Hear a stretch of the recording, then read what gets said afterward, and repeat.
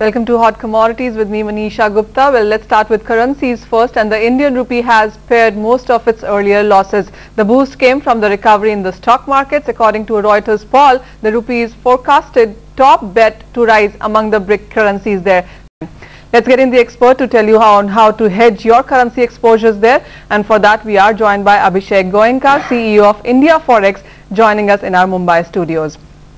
Abhishek, hi, welcome to the show. Let's start with the Indian rupee. We have seen levels like 47.30 also in the markets yesterday, holding around 47.10 at this point in time. What kind of a range are you working with for the rupee now?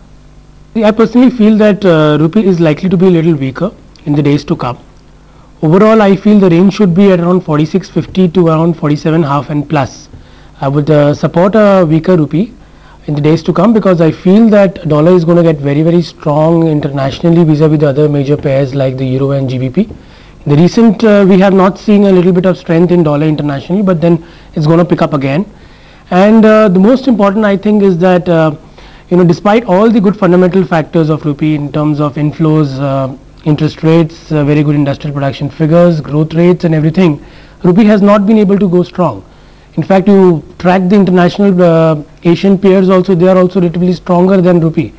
So I guess there is some inherent weakness in rupee which is developing right now, and I think it's going to continue for some time now. Yeah.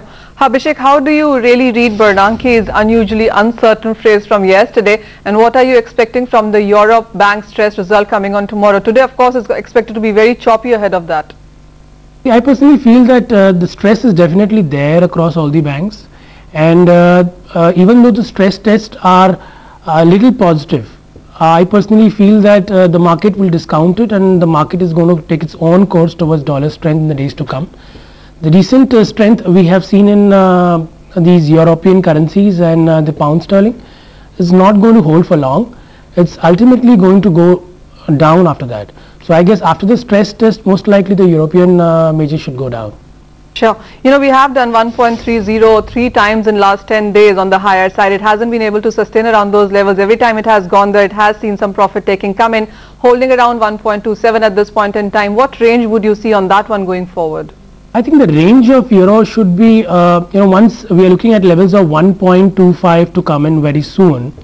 I think on the upside we should cap it at around 1.3130 levels around, and on the downside, in case we see a levels of breaking 1.25 levels, and according to the Elliott wave analysis that we do, we're feeling that we're entering into a fifth wave which would make a new low probably below 1.20, I guess. Sure. How about the dollar index, because it has held that range between, it started falling from 88, went up to 82, nearly that level on the lower side, has seen a bit of buyback come back. Now 83.5 is how that one is holding. How do you see dollar index behaving going ahead? I think dollar index, as I told earlier, the dollar would be stronger, and I think dollar index should make the maximum bottom at around 80 levels, 81 levels, and on the upside it should come back to around 87, 88 levels again, I guess. Sure.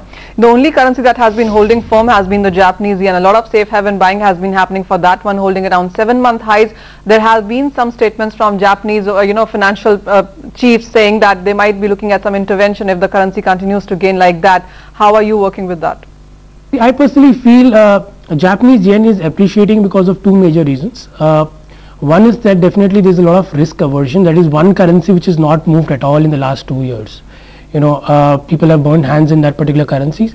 And the second thing is that there's a lot of Japanese yen bonds which is getting bought by the government itself over there, because they don't want to give loans to the private sector there, and they're buying a lot of bonds there, and the yield has also come to around 10-year yields has come around 1%, which the government is also supporting to an extent.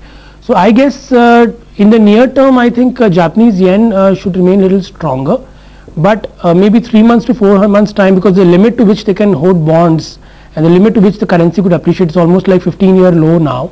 So I think during that time, then again to go reverse, I think the first signal that we're going to get of Japanese yen weakness is once it crossed the levels around 1991 levels, then I think we're going to get the first signal.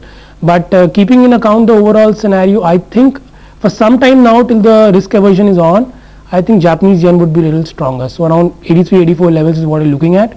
But then after that levels, we are not buying the yen anyways. Sure. Abhishek, one last one for you before we let you go. The Asian currencies haven't seen a very good day today, and in last couple of days, a couple of reports that have come in from the international market suggest that Rupee really could be leading a rally in Asia space. How do you see that? No, I personally feel that Rupee would not be very strong. Today also, when we have seen international majors moving up a little bit, Rupee has corrected around 20-25 paisa around 20 paisa around.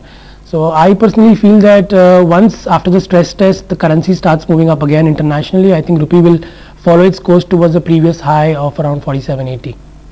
All right, Abhishek, let you go on for that one. Thank you so much for giving your views on all of those currencies here. Euro is on its way for further decline. As far as the dollar index goes, you might see some support come back onto that one from here on.